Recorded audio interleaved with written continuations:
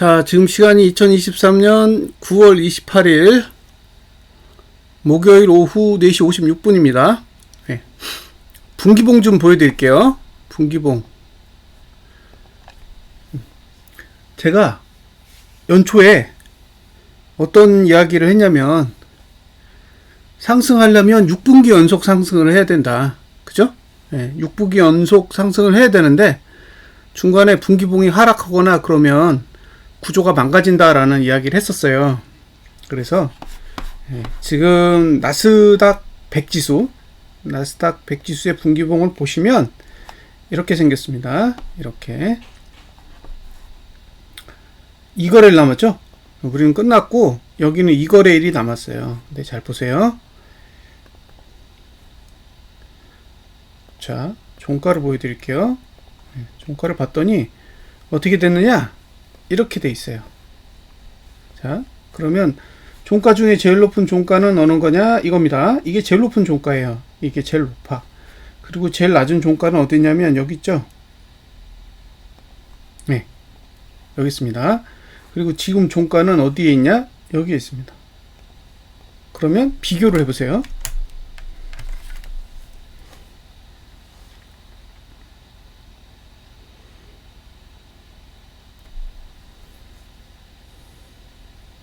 자, 여기가 제일 높아요. 1번. 그쵸? 근데 여기는 이 정도 높이에 있어요. 2번. 자, 이게 3번이에요. 그러면 1번보다 2번이 낮고 3번이 낮죠? 그러니까 제 주장은 뭐냐면 2번을 기준으로 하나, 둘, 셋, 넷, 다섯, 여섯, 7개잖아요. 7개라고. 7개였다고요. 이렇게. 요게 지금 작년이잖아요. 예? 작년이고 올해 이게 1분기, 이게 2분기, 이게 3분기예요. 그렇죠? 예. 1분기, 2분기, 3분기니까 여기서부터 따지면 하나, 둘, 셋, 넷, 6분기란 말이에요. 그러니까 상승을 하려면 6분기 동안 상승해야 돼요. 그냥 계속. 그래야 오류가 없어요. 근데 지금 하락하면 어떻게 되느냐? 종가 투자 심도가 이렇게 내려가죠. 예, 내려가면 어떻게 돼요? 1번부터 3번 중에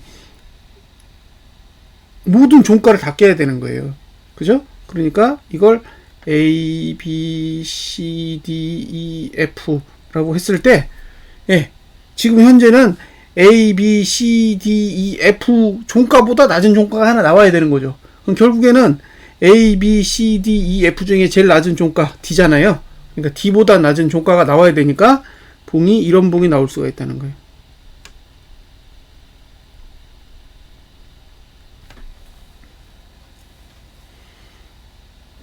근데 문제는 봉이 3개, 아직도 3개가 남았어요. 그러니까 한 번에 갈지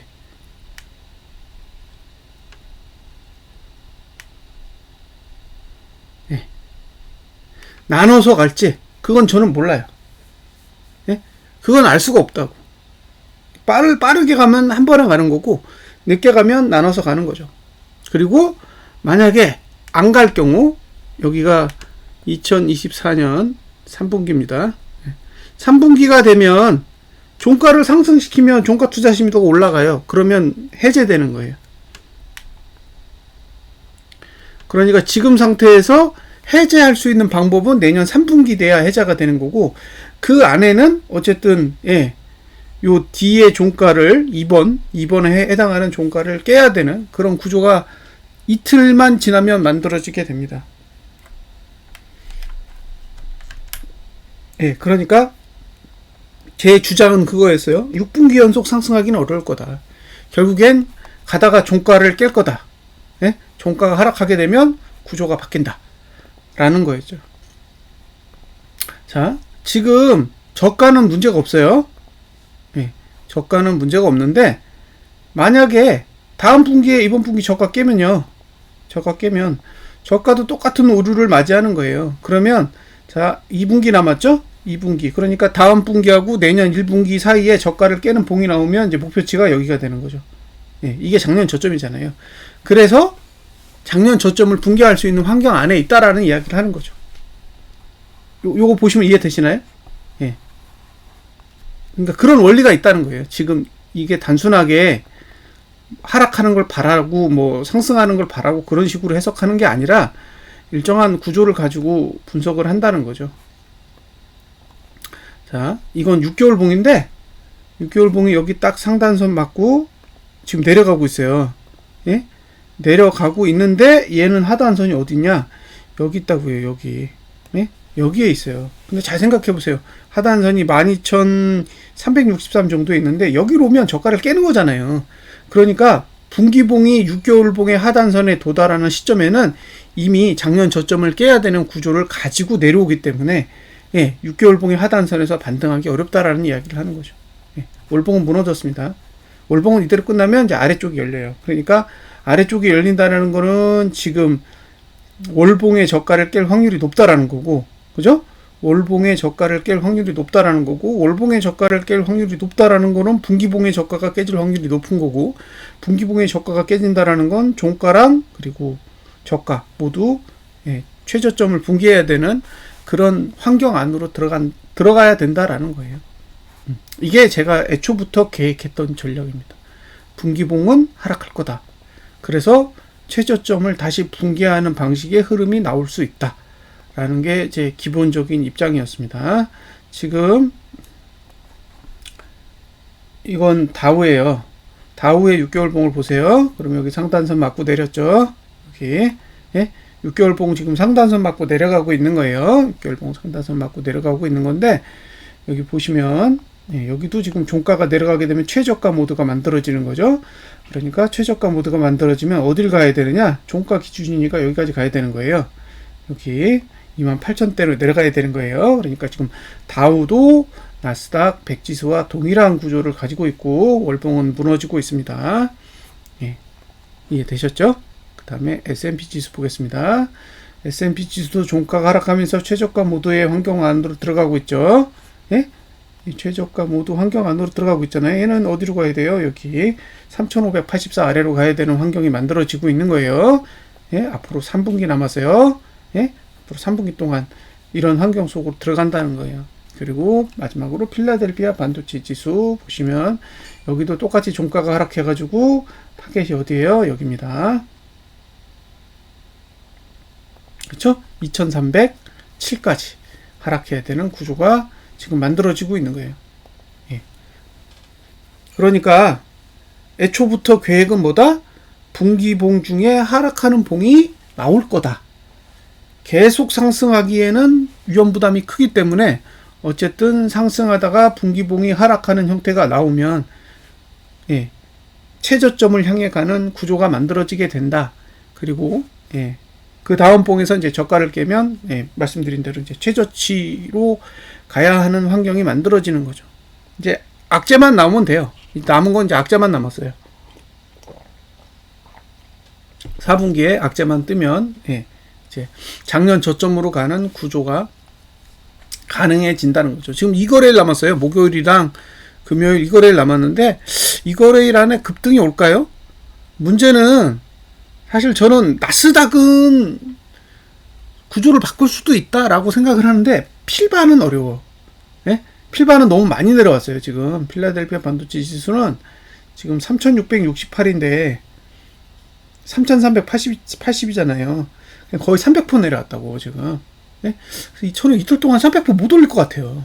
그러면 필바는 하락할 건데 나스닥이 오르고 뭐 이런 식으로 가진 않을 것 같다라는 생각이 드는 거죠. 그러니까 제가 나스닥 지수를 봤을 때는 올라갈 수도 있겠다라는 그런 추정을 할 수는 있는데 필라델피아 반도체 지수의 분기봉을 봤을 때는 이거는 대세를 뒤집기는 어려워 보인다는 거죠. 그러니까 결국엔 필반이 내린다라는 거는 나스닥도 충분히 내릴 수 있는 거고, 그럼 필반과 나스닥이 내리는데 뭐 다우하고 S&P만 또 올라가기엔 또 뻘쭘하잖아요. 그래서 어쨌든 지금의 환경에서는 분기봉을 하락으로 마감할 확률은 꽤 높아 보인다라는 의견을 드리는 거예요. 그리고 이렇게 될 수 있다라고 계속 판단을 하고 하방 포지션을 유지하는 거죠. 그러니까 지금 올라가는 게 상승하지 않는다라고 믿는 게 아니라 연속해서 6개 봉 연속으로 상승하기에는 지금의 경제 상황이 그렇게 예, 유리하지 않다라는 거죠. 그래서 결국에는 올라가다가 무너지는 봉이 나오게 되면 올라간 걸 다시 다 토해내야 되는 그런 구조가 만들어져 있으니 계속 예, 하락을 견제하면서 그냥 버텨가는 거죠. 그리고 제가 청산을 해야 되는 시점은 올라가고 있는 순간이 아니라 작년 저점을 붕괴하고 난 뒤에 이제 상황에서 청산을 고려해야 된다라고 보고 있는 거예요. 그래서 분기봉을 중심으로 제가 봉을 봤다라고 말씀을 드리는 거고요. 자, 여기서 이제 한 가지 더 짚고 넘어갈 건 연봉이에요, 연봉. 제가 이제 연봉을 보여드릴게요. 연봉을 보셔야 되는 게 뭐냐면, 자, 연봉을 보는데, 자, 보세요. 이거 이제 필반이잖아요. 필반 상단선이 여기에요. 그죠? 이건 연봉의 상단선이에요. 그리고 볼벤 20 상단선은 여기에 있습니다. 그 다음에 가장 높은 저가는 여기에 있어요. 그죠? 그러니까 이건 2765를 넘어가는 순간부터 매수 가치가 없었던 거예요. 예? 2765를 넘어가는 순간부터 매수 가치가 없고, 더군다나 상단선인 3675를 간 거는 더 이상 오를 공간도 없는 거잖아요. 상단선을 찍었는데 여기서 어떻게 더 올라요? 왜? 하단선을 안 찍었거든. 하단선도 안 찍고 상단선을 찍었는데 무조건 더 올라간다라고 보는 게 저는 더 이상하게 판단이 된 거예요. 이건 왜 이렇게 빨리 올라가지? 1년 내내 올라가려면 연봉의 상단선은 12월에 가야 되는데 그거를 6월에 찍었으니까 야, 이건 좀 이상하다. 예. 그래서 더 이상 올라갈 공간이 없으면 옆으로 가든가 떨어지든가 둘 중에 하나는 할 거다 라고 일단 판단을 한 거죠. 그러니까 더 올라갈 수는 없고 옆으로 가든가 빠지든가, 예, 이 3675라는 수치를 기준으로요. 그럼 이렇게 보시면, 예, 3675라는 기준이 잘 보세요. 3분기에 온 게 아니야. 2분기에 왔다고. 그러니까 이 수치 이상으로 올라가는 게 버거울 거라고 본 거예요. 그러니까 올라가긴 해도 다 토해냈잖아요. 이제 이해되시죠? 그 다음에 나스닥 100으로 볼게요. 나스닥 100도 예, 보시면 여기가 상단선, 예? 그 다음에 여기가 볼벤 20, 여기가 가장 높은 저가예요. 그러니까 12244를 넘은 순간부터 매수 가치는 0. 0이에요. 보유 가치만 있는 거야. 그러니까 그 위에서 상승하든 말든 그건 보유자의 몫이고 신규 매수자가 들어갈 몫은 아닌 거고, 그 다음에 15384 이 수치가 연봉의 상단선이니까 이 수치를 기준으로 이 위는 매수 가치가 없다는 거죠. 그래서 딱 그 지난 분기봉이 거기까지 왔다가 멈췄잖아요. 그리고 이번 분기에 넘었다가 토해낸 거지. 왜? 연봉 상단선 위에 올라탔으니까. 예, 다우. 예, 다우도 연봉 상단선이 여기 있죠. 그쵸? 여기에 있잖아요. 여기. 거기 맞고 내려온 거잖아요. 예? 연봉 상단선을 맞고 내려왔다고. 자, S&P 연봉 상단선 어디 있어요? 여기잖아요. 다 거기 맞고 지금 내려오는 거라고. 예? 그러니까 지금 구조로 보면 연봉상 가야 되는 상단선을 다 찍어버렸어요. 근데 하단선은 어디냐? 하단선 어디 있는지 한번 보세요. 예. S&P는 가장 높게 있는 게 3563이고 삭스는 가장 높게 있는 게 이거예요. 이거. 예. 1904. 예? 나스닥은 가장 높게 있는 게 얼마냐?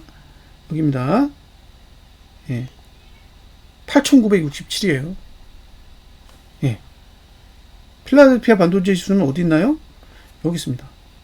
1904. S&P 3563.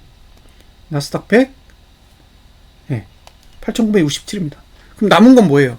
작년 저점을 언제 깨냐죠? 작년 저점을 12월 말에 깨면 하단선까지 안 가는 거고, 작년 저점을 만약에 10월 달에 깨. 예? 10월 달에 깨면은 저는 연말까지 연봉 하단선까지 간다고 보는 거예요. 그러니까 시간의 문제인 거예요. 예를 들면 안 깨. 안 깨면 이제 12월 말 기준으로 이제 내려간 것만큼이 어쨌든 하방을 본 자의 수익 몫이고, 작년 저점을 12월에 깬다. 그러면 이제 거기가 최종 목표가 되는 거고, 작년 저점을 10월에 깬다. 그러면 이제 연봉 하단선인, 예, 각각의 하단선 위치까지 내려갈 수 있는 그런 상황이 벌어질 수 있겠죠. 어쨌든 연봉 상단선을 넘어서 상방을 본다는 것 자체가 상당한 리스크인 거예요. 근데 연봉 상단선이 볼린저 밴드 20 상단선 위에 있잖아요. 그러니까 볼린저 밴드 20 상단선도 과열인데 거기에 연봉 상단선까지 올라가는데 그 위에서 상방 이야기를 한다라는 게 저는 이게 납득이 안 된 거죠. 그러니까 제 사고는 거기서 멈춘 거예요. 예? 제 사고는 그 순간 멈췄다고. 아, 이거는 올라가든 말든 더 이상 갈 데가 없다죠. 자, 이게 나스닥 100이죠. 월봉으로 보세요. 예, 월봉으로 보면 그 위로 올라가서 횡보하잖아요. 그 위로 올라가자 횡보했다고. 그러니까 이게 월봉이 더 올라갈 수 있는데 못 올라간 건 이미 연봉이 한계치까지 왔기 때문에 연봉이 못 올라가니까 월봉이 무너졌던 거죠. 예, 그런 이유가 있었다는 거예요. 그 다음 필반도 똑같이 연봉의 위치에서 예, 요 상단선 요거만 딱 떼서 보면 여기잖아요. 여기 이걸 월봉으로 보세요. 그러면 어떻게 보이나, 그죠? 그 위에서 올라간 다음에 횡보한 거 아니에요. 그러다 떨어진 거지. 근데 이걸 월봉으로 보면 훨씬 더 갈 것 같이 보인다는 거예요. 월봉만 보면 아, 이건 상승 추세를 계속 타고 가는 거고 얼마든지 갈 수 있어 라고 생각이 드는데, 이걸 연봉으로 보면 그냥 상단선에서 걸려서 이제 더 이상 올라가기 힘들겠네 라는 생각이 드는 거죠. 그런 사고의 차이라는 거예요. 예. 그러니까 이걸 단순하게 예, 월봉으로 보면 아, 이건 대세 상승이고 이건 계속 갈 거고 뭐 끄떡 없어, 뭐 무조건 가는 거야. 예, 왜 하방을 봐 이렇게 하지만 실질적으로 보시면 자, 연봉 위에 올라가고 나서는 힘이 상당히 악화되고 예, 결국 이제 무너지는 상황까지 이어진 거죠. 그러니까 이런 일련의 과정들을 생각을 하고 지수를 보는 것하고 그냥 일봉 보고 주봉 보고 월봉 보면서 이건 무조건 뭐 위로 가고 엄청 좋은 장이야 라고 하는 거하고는 예, 입장의 차이가 있는 거죠. 근데 이제 입장의 차이가 있는데 안 떨어지니까, 그죠? 당장 7월달만 해도 안 떨어졌잖아요. 올라가니까 상방을 주장하시는 분들의 의견을 제가 무시할 수 없어요. 그냥 그분들은 그렇게 생각하시는 게 맞는 거지. 그렇게 생각하는 걸 두고 제가 그거 아니고 잘못 생각했고 당신은 하방을 봐야 되고 그럴 필요가 없다는 거예요. 이미 자기 머리에 상방이 보이고 계속 간다라고 생각하는데 거기다 대고 제가 뭐라고 해요. 그렇게 투자하시면 됩니다라고 하는 거지. 근데 자기가 그렇게 생각하는 걸 타인에게 주입하려고 하면 문제가 되는 거예요. 왜 상방이 맞는데 너는 하방을 봐, 이런 한심한 사람아, 이렇게 얘기하면 그러면 이제 힘들어지는 거예요. 아니 상방을 보시면 되는데 왜 나한테 하방을 보는 거를, 그죠? 잘못했다라고 판단을 하나. 이제 그런 상황이 되면 이제 좀 아쉬운 거죠. 그러면 이제 저는 이제 할 수 있는 게 저런 분하고는 소통을 안 하면 되겠구나라고 생각하고 이제 관계를 끊는 거예요. 그게 제일 심플해요. 자, 그러면 국내를 보자고요. 국내를 보겠습니다. 국내를 보면 이거를 이제 자, 코스피로 보면요. 코스피로 보면 하단선이 어디 있는지 보세요. 지금 얘는 상단선도 없어. 연봉 상단선 없죠. 근데 하단선이 어디 있는지 보셔야 돼요. 하단선 여기 있습니다. 예. 1899에 있어요. 1899. 그러면 작년 저점을 깨지면 1899까지 갈 수 있다는 거잖아요. 예? 작년 저점을 깨면 1899까지 내려갈 수 있다는 얘기예요. 그런 의미로 보시면 됩니다. 그리고 코스피 200 지수로 봤을 때는 예, 작년 저점을 깨면 여기까지 갈 수 있는 거죠. 246. 예? 246이에요. 그렇죠? 그러니까 작년 저점을 12월에 깨. 그러면 더 이상 못 내려가는 거죠. 시간이 없어서. 근데 작년 저점을 만약에 10월에 깨. 그러면 연말까지 246까지도 내려가려고 마음을 먹은 거구나. 그렇게 생각할 수 있는 거죠. 이해되셨죠? 근데 위는 열려있기 때문에 연봉으로는 위를 측정할 수가 없어요. 그래서 뭘로 측정해요? 반기봉으로 측정해서 위는 얘가 막았구나. 그죠? 위는 얘가 막았잖아요. 그 6개월 봉이 막았다고. 여기도 6개월 봉이 막아놨잖아요. 그러니까 얘가 연봉이랑 똑같잖아요. 6개월 봉이 끝나는 시간이나 연봉이 끝나는 시간이 똑같으니까 결국에는 6개월 봉이 막으면 연봉 대신해서 상단선 역할을 하겠구나. 그게 2640 정도 되는 거고, 밑으로 내려오면 사실 6개월 봉은 하단선이 있는데 저는 이 하단선이 의미가 없다는 거죠. 왜냐하면 분기봉이 최저가 못하기 때문에 결국 내려가면 저가가 깨질 거고, 저가가 깨지면 예, 이렇게 목표치는 이제 1899까지 열려 있다라고 보는 거죠. 예, 이런 맥락에서 보는 겁니다. 이런 맥락에서. 그죠? 그럼 이제 3개월 봉으로 가서, 그죠? 3개월 봉이 지금 종가가 하락하고 끝났잖아요? 코스피는 저가도 깼어. 그러면 이제 얘한테 남은 건 뭐예요? 저점을 깨는 시점이잖아요. 예? 이 저점을 깨는 시점이 언제 나오느냐죠. 언제 나오냐. 예?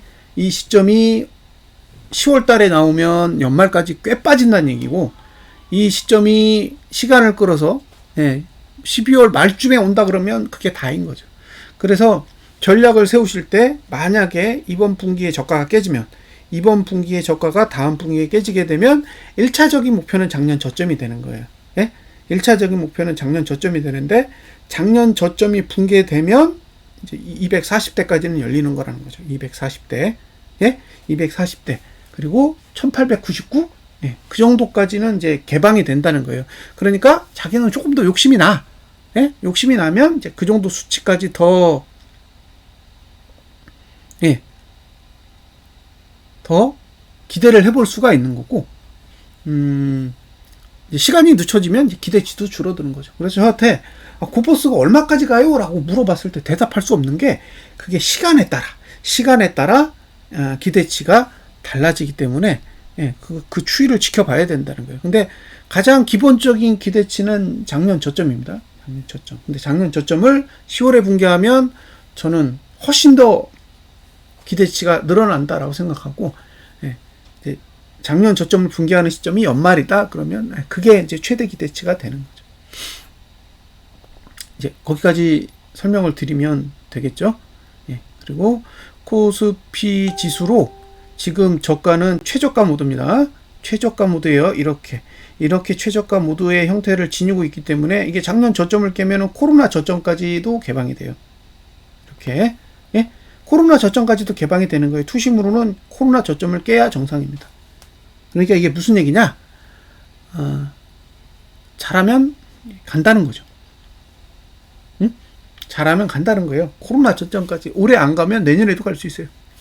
왜냐? 나스닥 100지수로 보시면, 예, 바닥이 내년 2분기예요. 바닥이 내년 2분기고 월봉으로 봐도 내년 5월이 바닥이에요. 그러니까 코로나 저점을 깰 수 있는 붕괴 시점이 내년 5월일 수도 있어요. 그러니까 시간의 문제라는 거예요. 시간의 속도의 문제. 작년 저점을 언제 깨느냐. 작년 저점을 10월에 깨느냐 12월에 깨느냐에 따라 해석이 많이 달라질 수 있죠. 만약에 작년 저점을 12월에 깨잖아요. 그러면 이제 내년 5월까지 이제 코로나 저점까지는 노려볼 수 있는 거죠. 왜? 미국 증시든 일구간이, 예, 내년 5월까지 있어요.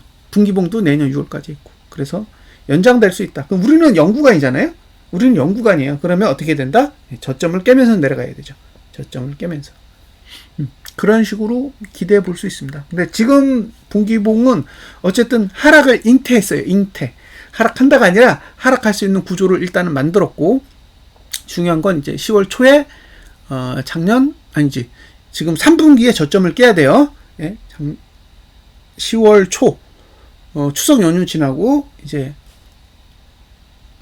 3분기 만들어진 저가를 붕괴하면 이제 가시권에 들어오는 거예요. 그러면 이제 카운트하는 거죠.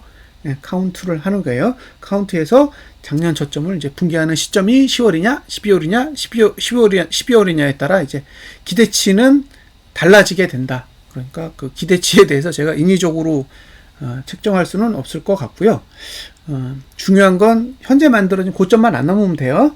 그러니까 3분기에 만들어진 고점, 나스닥 100, 필라델피아 반도체 지수, 다우 지수, S&P 다 똑같습니다. 현재 만들어진 고점만 붕괴되지 않으면 이 구조 자체는 다 하방에 유리하게 만들어져 있기 때문에 결국에 이제 윗골이 그렸다가 저점 깨고 내려가면, 예, 아마 이제 작년 저점을 타겟으로 해서 움직일 가능성이 충분히 있다라고 저는 생각해요. 그래서 저는 이제 기본적인 방향은 하방입니다.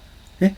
지금 제가 생각하고 있는 기본적인 주가의 방향은 하방이에요. 이건 단순히 우리나라 증시만을 보고 판단하는 게 아니라 지금 보여드렸죠. 미국 증시도 다 그렇게 만들어져 있고, 미국 증시는 우리나라 증시보다 유효기간이 길어요. 우리는 4분기만 유효기간인데 미국은 내년 2분기까지 유효기간이기 때문에 결국에는 이제 미국 증시를 따라가는 흐름이라고 가정해 봤을 때 어쨌든 작년 저점이 1차 타겟이고 코로나 저점이 2차 타겟이 됩니다.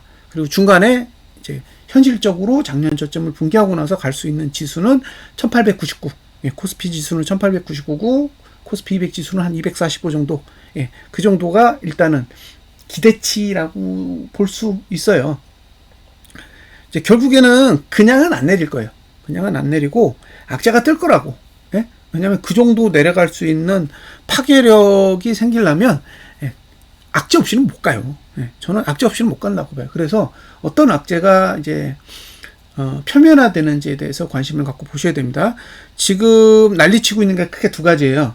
하나는 국채요. 미국 10년물 국채, 영국 10년물 국채. 이 두 개가 지금 난리치고 있죠. 특히 이제 미국 10년물 국채가 꽤 난리치고 있는데, 그러니까 국채 쪽에서 사고가 날 가능성이 하나 있고, 다른 하나는 중국 증시입니다. 지금 중국 증시 잘 보세요. 그럼 월봉 보세요. 그러면 항생은 저가 깼어요. 항생은 월봉이 저가 깨고 지금 계속 하락하고 있어요. 내일이 말일이잖아요. 근데 보시면 거의 종가 저가 분위기예요. 그리고 그 상해 지수도 계속 하락하는 모양새를 보여주고 있기 때문에 잠재적인 대상이에요. 그래서 저는 이제 지금 상태에서는 삼각형을 보는 거죠. 영국의 국채냐, 미국의 국채냐, 중국의 증시냐. 셋 중에 하나는 뇌관이 될 수 있다라고 보는 거기 때문에 그 중에 하나만 터져주면 뭐 다 도미노로 연결될 거니까. 예? 중국의 문제 터지면은 뭐 미국 국채는 가만히 있겠어요? 예? 그러니까 중국의 부동산이 작살나서 표면화되면 경제 위기가 오는 거잖아요. 그럼 뭐 바로 자금에서 들어갈 거니까. 다른 나라들도 휘청휘청하게 되는 거죠. 뭐. 옛날에 동남아 외환위기 나서 우리나라도 IMF 터졌잖아요. 그러니까 이게 한 국가에서 사고가 터지면 다른 나라는 문제가 없는 게 아니라 한 국가에서 문제가 터지면 다른 나라로 싹 다 전이가 되면서 위기가 오는 거라. 어쨌든 중국이든 미국 국채든 영국 국채든 뭔가 터지면 빠르게 반응할 거라고 봐요. 근데 안 터지면 이제 시간이 가는 거죠. 4분기가 12월까지 시간이 있는 거기 때문에 시간을 끌면 또 끌 수 있다라고 보여지기도 해요. 그래서 어느 정도는 버퍼가 있을 수 있다라는 거는 감안하시고요. 그러니까 뭐 10월 달에 당장 터진다? 아니면 이제 10월 달에 윗꼬리 그렸다가 저가 깨는 음봉 하나 그리고 11월 달에 터질 수도 있어요. 만약에 시간을 살짝 끈다면. 그러니까 그런 가능성도 열어 두셔야 되고, 그리고 반등도 올 수 있다라는 것도 열어 두셔야 되기 때문에 이게 지금 제가 아래쪽을 본다고 해서 윗꼬리를 그리는 행위를 하지 않는다라는 거 아니에요. 윗꼬리를 그리는 행위도 어느 정도는 감안하셔야 되고, 윗꼬리를 그린다고 가정했을 때 월봉 기준으로 시가, 그러니까 9월달 시가까지는 반등할 수 있다라고 보세요. 반등이 오면 9월의 시가까지 올라왔다가 다시 내려가면 그때가 딱 좋은 구조가 되는 거예요. 그리고 저가 깨고 내려가면 뭐 충분히 이제 하방으로 열 수 있는 그런 상황이 발생하기 때문에 그런 건 한번 예상을 해보세요. 그러니까 제가 뭐 작년 저점 간다 그랬더니 나는 그럼 무조건 하방 잡아야겠나 그러다 하방 잡았다가 반등 나오면 막 욕하고 뭐야 이게 이런 식으로 하지 마시고 기본적으로 하방을 잡으시려면 9월달 시가 위로는 올라와야 된다라고 가정하시고 접근을 하시면 반등 나오는 거에 대해서도 어느 정도 심리적인 여유가 좀 생길 겁니다. 그러니까 중요한 건 봉이 어떻게 움직일지를 기본적으로 이해하고 바라보면 심리적인 여유가 생기는데 그게 없어. 그러면 봉하로 움직이면 상방이고 봉하로 내리면 하방이고 막 마음이 이리저리 막 흔들려요. 9월 15일인가요? 그때 3일 동안 올랐잖아요. 그죠? 9월 15일 됐을 때 3일 동안 올랐더니 다 그냥 넋이 나간 거죠. 여기 3일 동안 올렸더니 다 넋이 나가가지고 야 하방 보는 거는 바보짓이었다. 왜 여태까지 하방을 보고 있냐. 너를 믿었던 게 후회된다. 그죠? 상방으로 빨리 안 돌리냐. 이제는 하방을 포기해야 될 때가 아니냐, 상방으로 가야 된다, 뭐 별분 다 있어요. 그러니까 본인의 멘탈을 관리를 못하는 거예요. 예. 그러니까 멘탈이 관리가 안 되니까 그냥 심리 상태대로 말을 하는 거죠. 근데 분석이라는 건 심리를 가지고 분석하는 게 아니라 그냥 냉정하게 데이터만 보고 분석을 하는 거예요. 어쩔 수 없어요. 예? 그러니까 내가 어떤 심리 상태건 내가 어떤 생각을 하고 그거 전혀 중요하지 않아요. 그냥 냉정하게 데이터를 보고 이게 어떤 환경이고 어떤 일이 벌어질 수 있고 이제 그런 식으로 접근을 하는 거죠. 이 8월 1일 이때도 이거 상승하니까 어떤 사람 저기 유튜브에 댓글 달면서 내 이럴 줄 알았다. 아직도 하방 보고 있냐 이 한심한 사람아. 그죠? 8월 1일에 그랬다니까요. 이 한심한 사람아 아직도 상방을 보고 있냐. 하방을 보고 있냐. 이제 포기를 해야지. 위로 간다라는 걸 왜 몰라. 근데 그날이 고점이에요. 그죠? 8월 1일 그날이 고점이에요. 지금도 그 고점 못 넘었어요. 예. 그러니까 생각을 하고 분석을 해야 되는데 눈에 보이는 대로 분석하면 그런 일이 생기는 거예요. 그리고 그런 분들이랑 소통을 하면 안 됩니다. 왜? 힘들어요. 하루 오르면 상방 보고, 하루 내리면 하방 보고, 내리면 하방에다 배팅하고, 오르면 상방에다 배팅하고, 그러신 분들이랑 소통을 하는 거는 너무너무 힘든 일이에요. 그래서 앞으로는 그런 댓글 다시면 제가 다 차단할 거예요. 왜? 어차피 그런 분들이랑 소통을 해가지고 좋을 일이 없어요. 그리고 분석이라는 건 틀릴 수도 있고 맞을 수도 있는 거예요. 틀릴 수도 있고 맞을 수도 있다고. 근데 분석 말고 전략이라는 건 맞고 틀리는 걸 어떤 시점에 판단하고 어떤 구조에서 판단하는지에 따라 다르다는 거예요. 그러니까 예를 들면 이런 거예요. 내가 전투는 10번을 쳤어. 근데 전쟁에 이기면 되는 거예요. 그죠? 그러니까 예를 들면 이런 거지. 임진왜란에서 우리나라는 전투에선 다 깨졌어요? 응? 우리나라는 전투에선 다 깨졌다고. 뭐 이긴 게 있어요? 없어요. 근데 도요토미 히데요시가 죽어가지고 전쟁이 끝났어. 우리가 아는 전쟁 중에 이긴 거 명랑, 한산대첩, 노량해전 그거 말고 뭐 있어요? 없다니까. 그 외에는 별거 없다고요. 대승한 게 없어. 다 쳐맞았지. 근데 문제는 도요토미 히데요시가 죽어가지고 전쟁이 끝났잖아요. 그러니까 전투에 진다고 해서 나라가 망하는 건 아닌 거잖아. 전쟁엔 이겼다고. 왜? 일본이 철군했기 때문에.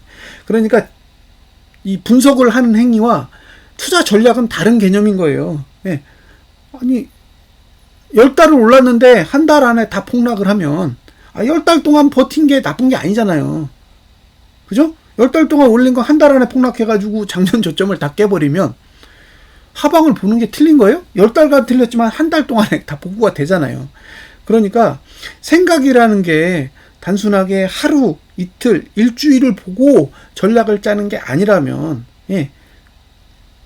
어느 정도 생각의 버퍼를 가지고 그리고 봉이 어떤 식으로 만들어 가는지 그리고 어디서 마감을 하는지 그죠? 봉은 제한 시간을 가지고 있단 말이에요. 월봉이면 한 달, 주봉이면 1주, 2주봉이면 2주 이런 식으로 봉이 끝나는 시간마다 체크를 해가지고 이게 지금 유리하게 가는 건지 불리하게 가는 건지 내가 시간을 더 기다려야 되는 건지 아니면 추가적으로 하방을 또 공략해야 되는 건지 아니면 그냥 가만히 있어야 되는 건지 뭐 이런 그때 시간에 맞는 전략들을 계속 수정해 가면서 앞으로 나가는 거지. 내가 하방 투자했는데 오른다고 손절하고 다시 상방 잡았다가 또 올라가면 팔고 다시 하방 잡고 그거는 일반적인 사람이 할 수 있는 그런 경제 수준이 아니에요. 진짜로 트레이딩에 익숙하신 분들이나 할 수 있는 거지. 우리 같이 우리 같은 사람들이 할 수 있는 게 아니라고요. 일단 저는 분기봉을 보는 입장에서는 일단 두 번의 패배를 되갚았다라고 봅니다. 두 번의 패배는 되갚았다라고 생각을 하고요. 아직 역전을 시키지는 못했어요. 역전을 시킨 건 아니에요. 그냥 이제 되돌림을 준 거죠. 그러니까 지금 2분기의 상승은 다 뒤집었죠. 보세요. 1분기, 2분기인데 2분기 상승은 지금 다 뒤집었잖아. 그럼 이제 1분기의 상승을 다시 뒤집는 그 행위가 남아있는데 이걸 이제 4분기에 하느냐 내년 1분기에 하느냐에 따라 이제 기대값이 커질 수도 있고 작아질 수도 있는 거죠. 어쨌든 저는 추석 연휴를 맞이해서 분기복은 되게 마음에 들어요. 그래서 이제 미국 증시만 좀 아래 꼬리 작게 마감을 해주시면 10월도 좀 즐겁게 맞이할 수 있지 않을까라는 생각을 합니다. 제가 사람들이랑 소통을 하면서 상방을 보시든 하방을 보시든 사실 저는 관심이 없어요. 왜? 상대방이 어떤 포지션을 짜든 저는 그분들의 판단이라든가 생각을 고려하지 않아요. 제가 뭐 제 전략을 짜는데 왜 다른 사람의 생각을 고려합니까? 실패하면 많은 거고 성공하면 내 판단에 의해서 성공을 하는 거지, 다른 사람이 뭐라 하든 말든 어떻게 생각하든 말든 제 관심사가 아니에요. 근데 자기 기준이 없는 사람의 생각을 막 흔들어 버리면, 자기 기준에 대한 그러니까 자기 생각에 대한 기준이 없는 분들은 그냥 그때 막 흔들려요. 그래서 되도록이면 자기 생각의 기준을 가지려고 노력을 하셔야 돼요. 내 생각의 기준이 제일 중요한 거지 누가 뭐라고 하느냐는 전혀 중요한 게 아니에요. 저도 똑같고 제가 여러분들한테 뭐라고 하는 게 뭐가 중요해요. 그런 생각의 틀을 가지고 내가 저런 생각을 한번 가져와 보는 게 어떨까라는 게 중요한 거지, 제가 뭐라고 한 게 뭔 의미가 있겠어요. 그리고 앞으로 굉장히 오랜 시간 투자를 하실 거잖아요. 이번에 실패해도 다음에 또 하실 거고, 이번에 성공하면 다음에 또 할 거예요. 그러니까 어차피 실패하든 성공하든 다음에 또 할 거기 때문에 어떤 과정을 거쳐서 결과에 도달하는지를 충분히 좀 만들어 가셨으면 좋겠어요. 그러니까 운이 좋아서 돈을 버는 건 한 번이면 좋게요. 근데 2번, 3번 반복하시려면 자기만의 그런 기준을 마련해야 된다라고 저는 생각합니다. 추석 연휴 잘 보내세요. 감사합니다.